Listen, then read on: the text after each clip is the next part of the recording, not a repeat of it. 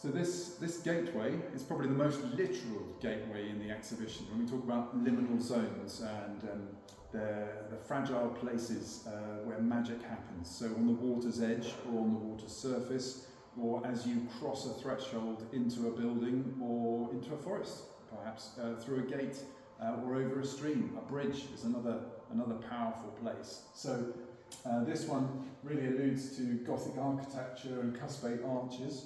And you can see on this side a much stronger quarterfoil column than on this side. So there's a partnership between the two sides of the gateway, which then merge in one tree and then disperse to create this wonderful aperture, this halo of radiant light. So it's kind of a welcome gate, welcomes you through, like a leading light.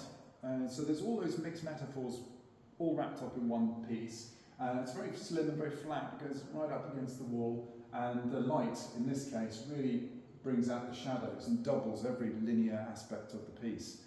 So yeah, Guardian Gate, or Radiant Light Gate is what I call it.